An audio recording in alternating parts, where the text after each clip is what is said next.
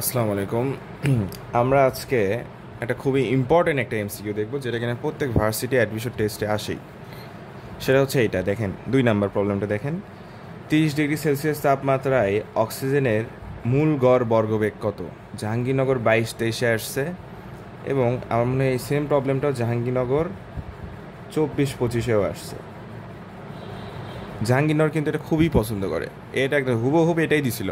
আমি পরীক্ষা দিছিলাম, এটা পারি নাই আমি। এবং আমি যদি আরেক আরেকটা এমসিকিউ দেখাই, দেখেন সেটা হচ্ছে কি বলছে, দেখেন 0 ডিগ্রি সেলসিয়াস তাপমাত্রায় অক্সিজেনের মূল গড় বর্গবেগ কত? আগেরটা ছিল 30 ডিগ্রি সেলসিয়াস তাপমাত্রায়, এবার বলছে 0 ডিগ্রি সেলসিয়াস তাপমাত্রায়, এটাও জাহাঙ্গীরনগরেই আসছে। তাহলে কি বুঝলাম ভাই, মানে কোশ্চেন ভার্সিটিতে রিপিট আসে, নাইট্রোজেন দিয়েও আসতে পারে, বাট অক্সিজেনের এটা কিন্তু রিপিট আসে। তো এই প্রবলেমটা আসলে আমি কীভাবে সলভ করব? এটা ক্যালকুলেশনটা হচ্ছে সবচেয়ে জটিল। তো আমরা এটার ক্যালকুলেশনটাই আজকে দেখাবো যে এই এমসিকিউটা আমাদের সরাসরি মূল বইয়ে আছে, ইশাক স্যারের বইয়ে, যে ইশাক স্যারের বই আছে পাশে, তপন স্যারের বইও নিয়ে আসছি। দেখাবো যে আসলে অনুশীলনী করে গেলে আসলে কমন পড়ে কি না।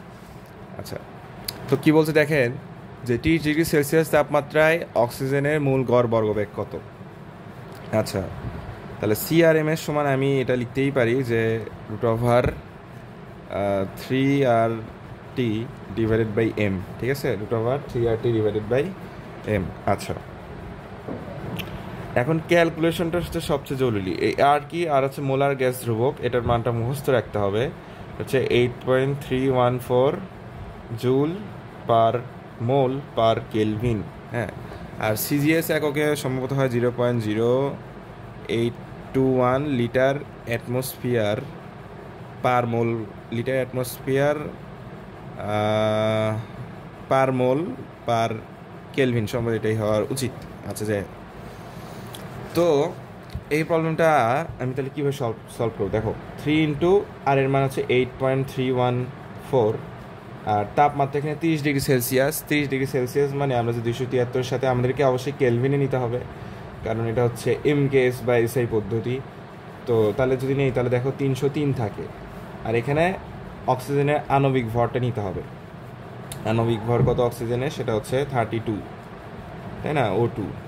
একটা অক্সিজেনের ভর হচ্ছে 16, দুইটার ক্ষেত্রে হবে 32, তাই না? আচ্ছা, তাহলে এটা এখন ক্যালকুলেশন আমরা কিভাবে করব? ওকে, ফাইন। তো দেখো, 3 আর 8 গুণ করলে আসলে কত হয়? 3 আর 8 গুণ করলে আসলে হয় 24, তাই না? 24, কিন্তু আমরা এটা ধরে নেই 25। কেন ধরে নিব, কারণ আছে, আমি বলতেছি। তো ধরো এটা গুণ করলে √25 হয়। আচ্ছা, গেল। এখন দেখেন, এটা 303 আর এটা হচ্ছে 32। এখানে কিন্তু আমি একটা ভুল করছি। এই যে আমি যে আণবিক ভরটা লিখছি, আমরা যে পরমাণু বা অণুর আণবিক বা পারমাণবিক ভর লিখি, এটা আসলে গ্রামে থাকে। এই যে যদি বলি অক্সিজেনের পারমাণবিক আণবিক ভর কত, তাহলে বলি 32। এই 32টা আসলে গ্রামে থাকে, গ্রামটা আসলে উজ্জ্বল লেখা থাকে, এটা আসলে লেখা হয় না। কিন্তু এটাকে আমাদের কেজিতে নিতে হবে, গ্রাম থেকে কি করতে হবে, কেজিতে নিতে হবে, তাই না? তাহলে আমাদের এটাকে অবশ্যই আমরা ছোটো থেকে বড়তে যাচ্ছি, তার মানে ভাগ দিতে হবে 1,000-তে, 10⁻³ আর এখান থেকে ধরো 303। এখন 303কে আমি এক কাজ করবো, এটাকে আমি 300 ধরে নিব। ঠিক আছে, 300 ধরে নিব। আচ্ছা, গেল। এরপর আমি যে কাজটা করব, আমি এটাকে 30 ধরে নিব। ঠিক আছে, এটাকে আমি 30 ধরে নিব। দেখো ভাই, এরকম করে তোমাকে প্রবলেমটা সলভ করতে হবে। তো দেখো 25 ইন্টু ধরো 300, এই 32কে আমি 30 ধরলাম, আর এই 10⁻³ উপরে উঠে গেলে থাকে হচ্ছে 10⁻³ কত, 3 থাকে, তাই না? আচ্ছা, এখন দেখেন, এই শূন্য কাটা, 3 দিয়ে এটা কাটলে হয় তোমার 10, তাই না? 3 দিয়ে এটা কাটলে হয় 10। এই 10 এটার সাথে যদি, এটা অবশ্য ভিতরেই আছে 10টা, এটার সাথে যদি আমি গুণ করি, তাহলে হয়ে যায় 10⁻⁴। হ্যাঁ, 10⁻⁴, আর এটা হচ্ছে 25 ইন্টু 10⁻⁴। আচ্ছা, 25কে যদি বর্গমূল করি তাহলে হয় 5, আর এটাকে বর্গমূল করলে হয় 10²। তার মানে এটা আসে 500। তো আমরা অপশনে দেখি আমাদের 500 আছে কিনা। আমাদের কাছে 485 আছে, 850 আছে, 380 আছে, 548 আছে। আচ্ছা, এখন কোনটা হবে আমাদের? হয় অ্যান্সার 548 হবে, নয় 485 হবে, এখানে প্যাচ লাগবে। কিন্তু দেখেন আমরা কিন্তু অনেক মানটা কম কম করে ধরছি, 303কে 300 ধরছি। আবার আসলে 3 যদি আমি গুণ করি তাহলে এটা আসলে হয়তো 24 পয়েন্ট সামথিং, তাই না? আমরা সরাসরি এটাকে 25 ধরে লিখছি, কিন্তু এটা 25 না, এটা 24। তার মানে 4 পয়েন্ট সামথিং কিছু একটা, 4.9ও ধরো। তাহলে যদি এটা দ্বারা আমরা যখন গুণ করব, মানে আমরা তো বেশি ধরছি, তাই না? আসলে হয়তো 24 পয়েন্ট সামথিং, 24.9 বা যেটাই হোক। তো ওটাকে যদি আমরা বর্গমূল করি তাহলে 4 পয়েন্ট সামথিং হয় না? তার 4 পয়েন্ট সামথিংকে যদি স্কোয়ার করি তাহলে এটা সম্ভবত হবে ধরো 49 কিছু একটা, 490 মিটার পার সেকেন্ড আরএমএস বেগ, ঠিক আছে? তাহলে আমাদের অ্যান্সারটা হবে হচ্ছে এই 485। আশা রাখি বোঝা গেল এই প্রবলেমটা কীভাবে সলভ করতে হবে। তার আগে আমাদেরকে আরেকটা জিনিসও মনে রাখতে হবে, যে আমরা যদি 16কে স্কোয়ার করি তাহলে হয় 256, এটা একটু মনে রাখতে হবে। 17কে স্কোয়ার করলে হয় হচ্ছে 289, 17কে স্কোয়ার করলে হয় 289, 18কে স্কোয়ার করলে হয় 324। এই তিনটা ভ্যালু ভাই একটু মনে রাখবো। আর 15 সম্ভবত 225 হয়, ওটা দরকার নেই। আচ্ছা, তো এটা একটু মনে রাখবো, তাও লিখে দিই 225। 14 স্কোয়ার করলে মনে হয় 196, এরকম কিছু মান মুখস্থ করছিলাম, ঠিক আছে? তো আমরা অন্তত এই আদর্শ গ্যাস চ্যাপ্টারে এই কয়টা একটু মনে রাখবো। এখন আমরা দেখবো কেন মনে রাখবো, আমাদের এখন সুবিধা হবে। 16 স্কোয়ার মানে 256, 17 স্কোয়ার 289, 18 স্কোয়ার 324। আচ্ছা, এখন আমরা এই প্রবলেমটা দেখবো, যে এই প্রবলেমটা এখন আমরা কীভাবে করব, ঠিক আছে? এই প্রবলেমটা আমরা এখন কীভাবে করবো, এই যে আমাদের প্রবলেম নাম্বার 13 নম্বর, 13 নম্বর প্রবলেম, আমাদের 13 নম্বর প্রবলেমটা আমরা কীভাবে করব। 0 ডিগ্রি সেলসিয়াস তাপমাত্রায় অক্সিজেনের মূল গড় বর্গবেগ কী হবে? আচ্ছা, 0 ডিগ্রি সেলসিয়াস তাপমাত্রায় অক্সিজেনের মূল গড় বর্গবেগ কী হবে? তাহলে সূত্রটা কি? 3RT/m। এই সূত্র দিয়ে আমাদের করতে হবে। এবার আমাদের তাপমাত্রা হচ্ছে 0 ডিগ্রি সেলসিয়াস, কিন্তু এটাকে নিতে হবে এবার কেলভিনে, কারণ কেস পদ্ধতিতে নিতে হবে। আচ্ছা, তাহলে 3R গুণ করলে ওই 25, আর এটা হচ্ছে 273, তাই না? হচ্ছে 273। আর আণবিক ভর এখানে কত? আণবিক ভর হচ্ছে অক্সিজেনের ক্ষেত্রে আণবিক ভর হচ্ছে 32। শুধু আবার 16 লিখো না, তাহলে কিন্তু ভুল হয়ে যাবে। 32 চিন্তা করতে হবে, কারণ অক্সিজেন গ্যাস আকারে থাকে। তো 32 × 10⁻³ আচ্ছা, তো 25কে যদি আমি বর্গমূল করি তাহলে থাকে 5, এবং 273-এর বর্গমূল আসলে কত হবে দেখেন। এবার কিন্তু সেম নাই, এখানে আছে 32, এখানে আছে 273। যদি এটা 300-র কাছাকাছি থাকতো তাহলে আমি 300 ধরে নিতাম, এটাকে 30 ধরে নিতাম, তাহলে হচ্ছে আমাদের ক্যালকুলেশন করতে ইজি হতো। কিন্তু আসলে এরকম তো নাই, তো এটা 273 না, তাহলে 16কে যদি স্কোয়ার করি তাহলে হয় 256, আর 17কে যদি স্কোয়ার করি তাহলে হয় 289। তাহলে এই মানটা অবশ্যই 16 আর 17-র মাঝখানে কিছু একটা হবে, তাই না? 16 আর 17-র মাঝখানে কিছু একটা হবে, এটুকু বুঝতেছি। যে 289-কে বর্গমূল করলে হয় 17, 256-কে বর্গমূল করলে হয় 16। আচ্ছা, তাহলে 273 হবে ধরেন 16.5। আচ্ছা, আর 32-এর বর্গমূল কত হবে? 32 আমি ক্যালকুলেশনটা দেখাচ্ছি।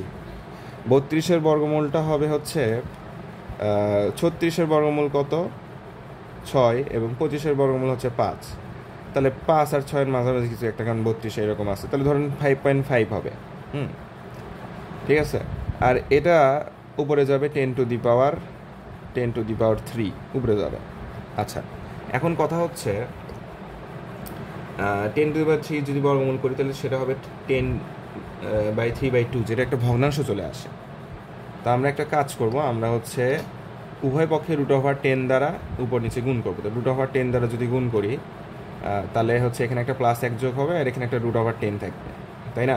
আচ্ছা, তা এখন আমাদের মেইন ক্যালকুলেশনটা করতে হবে। এখন 5.5 আর 5 তো এক না, আগে আমরা এটার সাথে এটা গুণ করি। 5.5কে 16.5-এর মধ্যে কয়বার যায়? 3 বার যায়। 3 বারে একটু বেশি বার যায়, তো 3 বারে একটু বেশি বার ধর 3.2 বললাম, 3.2, আর এটা আছে 5। তাহলে 32 আর 5 গুণ করলে কত হবে?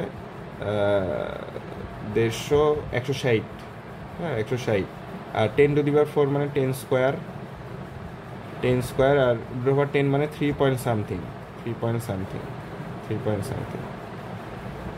আচ্ছা, এখন এই শূন্য যদি আমরা এখানে নিয়ে যাই তাহলে এটা হয় +1 10^3, এটা তাহলে কাটা। তো 3.4 16-র মধ্যে কয়বার যায়? তাহলে 5 বার যায়, 5 বার একটু বেশি বার যায়, 5 পয়েন্ট সামথিং। হ্যাঁ, 5 পয়েন্ট সামথিং কিছু একটা হবে, ধরুন 5.3 10^3। এটা যদি হিসাব করি তাহলে হয় হচ্ছে 0.1 আচ্ছা, একটু মনে হয় আমাদের ভুল হয়ে গেছে সম্ভবত, একটু মনে হয় ভুল হয়ে গেছে, আমাদের একটু ক্যালকুলেশনে ভুল হয়েছে, 10 স্কোয়ার হতো কোনো কারণে। আচ্ছা আচ্ছা ওয়েট, ও হ্যাঁ, এটা তো আসলে 16 হবে ভাই, এটা 16 হবে, 3.2 আর 5 গুণ 16, তো এটা +1 হবে না, একটু মিস্টেক হয়েছে, সরি। তো এটা 10 স্কোয়ার হতে 530 এরকম। তো আমাদের অপশনটা আমরা দেখি, আমাদের অপশনে আছে 560, 461, 861, 961। তো আমাদের অপশনটা 530 আসছে, কিন্তু আমরা কিন্তু অনেক কিছুকে ছোট ছোট করে ধরছি, ঠিক আছে? তো এটা তো 25 না, এটা 24, তারপরে 5.5, এগুলা অনেক কিছুকে আমরা একটু বেশি করে ধরছি, যার কারণে আমাদের আসলে অ্যান্সারটা হবে 461। এটা একদম হুবহু মনে হয় এটাই আসছিল, যেও 24-25 এটা আসছিল। তো আমাদের এই এমসিকিউটা একটু মনে রাখতে হবে, ঠিক আছে? তো আমি যে ভ্যালুগুলো বললাম, যে 16 স্কোয়ার হচ্ছে 256, 17 স্কোয়ার হচ্ছে যে 289, 18 স্কোয়ার হচ্ছে 324। তো এই প্রবলেমটা যে 3p/ρ করছে, এটা একটু ভুল, এটা ক্যালকুলেশনই ভুল, ঠিক আছে? উদ্ভাস তারা এইসব আশা করা যায় না, কারণ এখানে তো ঘনত্বর মানি দেওয়া নেই। ওরা আসলে এই সলিউশনটা এখানে কপি করছে, যেটা ঠিক হয়নি। আমাদেরকে এটা √3RT/m দ্বারাই করতে হবে। এখন আমি একটু ইশাক স্যারের বই থেকে দেখাই যে হুবহু এমসিকিউটা আছে কিনা। এই যে আমাদের ইশাক স্যারের বই, আমি এখন বের করি। তো এই দেখেন, এই এমসিকিউটা, স্বাভাবিক তাপমাত্রা ও চাপে অক্সিজেন অণুর গড় বর্গের বর্গমূল কত? একদম সেম টু সেম জাহাঙ্গীরনগর, আমি বলে দিই, জাহাঙ্গীরনগর 24-25, এই প্রবলেমটাই আসছে, সেম টু সেম। হ্যাঁ, আমি শিফট 1-এ ছিলাম, ছেলেদের শিফটে। সম্ভবত সেট ছিল হচ্ছে 12, সেট 12 আর 11 ছিল হচ্ছে শিফট 1-এ। হ্যাঁ, সেট 12, সেট 11, শিফট 1 JU।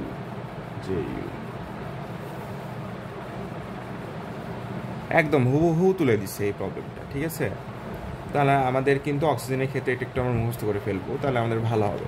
আর তাছাড়া আমরা CRM এর সমান হচ্ছে √3RT/m, এটা দ্বারা করতে পারি। অবশ্যই আমাদেরকে অক্সিজেনের যে আণবিক ভর আছে সেটাকে গ্রামে কেজিতে নিতে হবে, এই আর কি। আর স্বাভাবিক তাপমাত্রা বলতে এখানে দেখেন, এখানে কি বলছে, এখানে বলছিল যে 0°C তাপমাত্রা।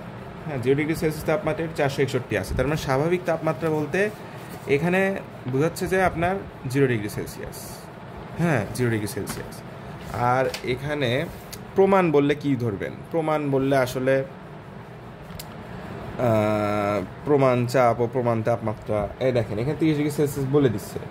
হ্যাঁ, আমরা একটু প্রমাণের ম্যাথ দেখি। দেখেন, প্রমাণ চাপ তাপমাত্রা, ঠিক আছে? প্রমাণের ক্ষেত্রে দেখেন, প্রমাণ তাপমাত্রা, এটার ক্ষেত্রে আসলে 0°C ধরবো আমি, ঠিক আছে? প্রমাণ তাপমাত্রার ক্ষেত্রেও আমরা এই যে 273। হ্যাঁ, তো প্রমাণ স্বাভাবিক এগুলো আসলে 0°C ধরে আমরা ম্যাথটা করার চেষ্টা করবো, আর যদি না মিলে দেন 25 ধরবো। ধন্যবাদ।